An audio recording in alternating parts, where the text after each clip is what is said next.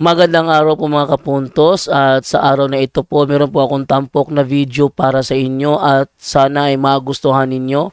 Kaya sa mga bago pa po sa aming channel, please po don't forget to hit the subscribe button at ang notification bell para maging notified kayo sa bawat video na ilalabas ko sa channel na ito. At bilang kahilingan po ng punto por punto team at naway maintindihan po ninyo, sana po wag nyo pong i-skip yung mga ads sa aming mga video. Sa maliit na bagay na po na yan, malaking tulong po yan sa ating programa at sa ating ministry. Sana po maunawaan po ninyo. Maraming salamat po, kaya wag na po natin patagalin. Simulan na po natin.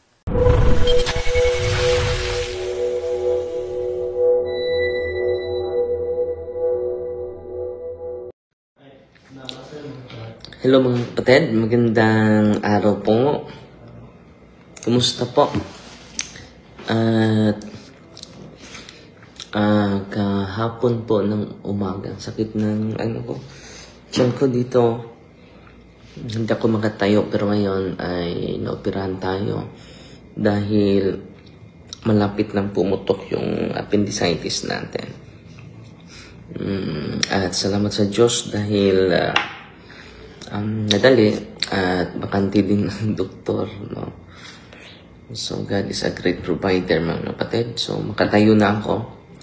Kanina nag-CR ko, nakatayo na. All is well na po. At makauwi na tayo ngayon. So ngayon babasahin natin ang first reading mga kapatid. Si Neil Taborada nanood sa atin.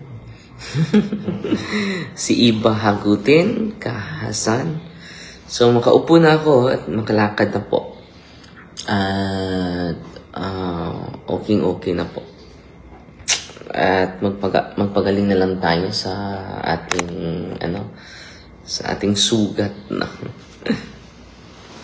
Okay. So babasahin natin ang first reading, no? Naiwan ko yung mga aklat ko. So, padala ko ngayon ni Edison para araw-araw meron tayong mga bagong matutunan, mga learnings, at ibahagi ko sa inyo. Okay. So, lugaw muna yung kakainin natin, lugaw. Walang asin. Okay. So, advance Happy New Year sa inyong lahat, ha? At sana po ay nasa mabuting kalagayan po kayo sa mga araw na ito, kahit may pagsubok. Fight lang, laban lang, at ialay natin yung ating sarili sa ating may kapal. Okay? The first reading from the book of from the epistle of St. John. 1 John chapter 2 verses 18 to 21. Children, this is the final hour. You've heard that the Antichrist is coming, and now many Antichrists have already come. From this, we know that it is the final hour. They have gone from among us, but they never really belongs to us. If they had belongs to us, they would have stayed with us. But this was to prove that not one of them belongs to us. But you have been advanted with the Holy One, and have all received knowledge. I have written to you not because you are ignorant of the truth, but because you are well aware of it, and because no lie can come from the truth. The word of the Lord. Thanks be to God. So dito sa ating ebanghelyo ngayon mga kapatid, na-highlight ni Apostol John na merong Antichrist. Itong Antichrist galing sa atin. No? The final hour. Children, this is the final hour. Ito na po yung uling mga oras. You have heard that the Antichrist is coming. Sino ba itong Antichrist? No? And now many Antichrists have already come. From this, we know that it is the final hour. So sa mga huling oras mga kapatid, ngayon, marami na mga Antichrist. Sino ba ito? Punta lang tayo sa sinasabi ni St. John, ha? They have gone from among us. Galing sila sa atin. Galing sila sa atin, but they never really belongs to us. If they had belongs to us, they have stayed with us. But this was to prove that not of them belong to us. So, sino po ba yung Antichrist? Galing po ito sa atin. Kabilang po sila nung una. Pero, umalis pa rin sa atin.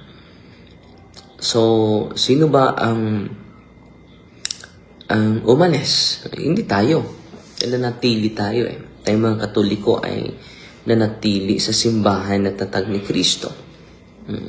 So, yung umalis, dapat ma-contemplate ito lalo ng mga kapatid natin. Ang umalis ay mga Antichrist. Yan po. They have gone from among us. Galing sila sa atin po. But they never belongs to us. Pero hindi sila nanatili sa atin. If they had belongs to us, they would have stayed with us. But this was to prove that not one of them belongs to us. So malinaw na malinaw yan ha. But you have been anointed by the Holy Spirit and have all received knowledge. So natanggap na natin ang banal na Espiritu. So I hope mga kapatid, sa Paskong ito, sa bagong taon, ay magmuni-muni tayo, may Antichrist, may Antichrist. Sa mga nanatili sa tunay na simbahan, hindi po tayo Antichrist. So yung lumipat at iniwan ng tunay na simbahan, you received the baptism, the Holy Spirit, but you reject the truth of the faith being established and handed down by the apostles. Maging Antichrist po tayo. Alam nyo mga kapatid, kung ang Mormons ang tunay na iglesia, matagal na akong lumipat. Kung ang born again ay tunay na iglesia, matagal na akong lumipat sa pagka-born again. Kung ang iglesia ni Kristo ang tunay na tatag ni Kristo, matagal na po ako. Pero lahat ng mga umalis sa tunay na simbahan, sabi ni San Pablo, they belong to us before, but now they are Antichrist. Bakit Antichrist? Dahil hindi natin sinunod si Kristo. Naging anti tayo. Basta anti-Catholic, maging Antichrist ka eh. Bakit Antichrist? Ito ang sabi ng banal na kasulatan mga kapatid. Basahin natin ha. Search ko muna.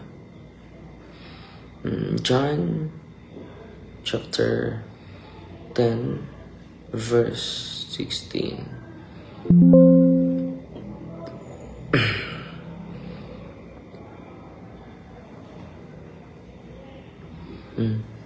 Kalimutan ng Luke to.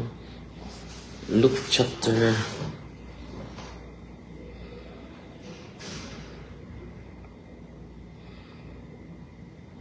i-search muna natin mga kapatid ha.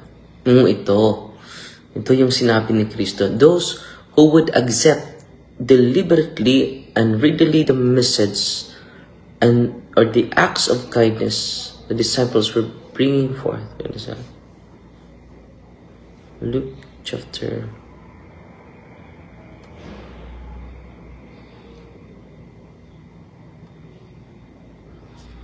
hindi talata yung nabasa ko eh. Yung explanation. Whoever listens to you, listens to me. Okay? Whoever, dapat i-highlight natin ito. Whoever listens to you, listens to me. Whoever rejects you, rejects me. But whoever rejects me, rejects him who sent me. So malinaw na malinaw sa Luke chapter 10 verse 16. Kung reject natin you, referring to the church, na kanyang tinatatag, listen. Whoever listens to you, listens to me. So whoever receive the teachings of the church, receive him. And whoever rejects the teachings of the church rejects him. And whoever rejects me, rejects him who sent me. So, dyan nagsimula ang pagka-antichrist eh. Okay lang kung hindi mo alam. Kung hindi mo alam na ito ang tunay na simbahan, okay lang. Pero kung alam mo na, na itong simbahan na ito ay tatag ni Kristo, pero hindi ka nagpasako, antichrist kayo. Maging antichrist po tayo. Hindi po gusto ng Panginoon na maging antichrist po tayo. Okay? So, yan po ang first reading natin ngayon. No? I-recognize ko na yung mga nanood natin ngayon. Si Jed Canellas, no? Si Carvilina Luzbiminda, God afflicts but only to heal. Get well soon, Father. No? Si Josephine Daimil, si Taze Place, si Edsa Yangson, si Marites Anchaco, Dioscoro Encargues. May share ko mamaya sa inyo yung pinsan ko. Ang ganda ng kanyang ang storya. At ma-inspire po kayo. Okay? Pasalamat na lang ako sa mga star senders natin ngayong araw na ito. Ating live. No? Pasalamatan ko sila hindi ko mabasa ito. Hindi ko mabasa.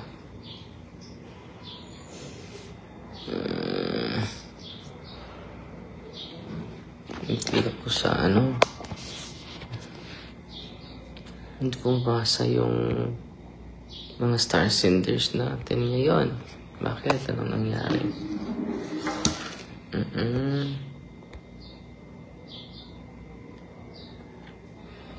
Bakit hindi ko mabasa yung mga star senders natin ngayon? Hindi ko maklik. So, sa lahat ng mga star senders natin, salamat po. No? Si Elmita Canyono, Jonas Gabutan, Agnes Ochate, Evelyn Bersiro, Jokot Maya. No? So, mamaya po, mag-share po ako sa inyo about sa pinsan ko na very amazing yung kanyang experience. Okay? So, Fighty Maria, hindi ko mabasa yung mga star senders. Bakit? Hindi ko mabasa ito. No. Fighty Maria, Tatak City with a humble heart po. God bless.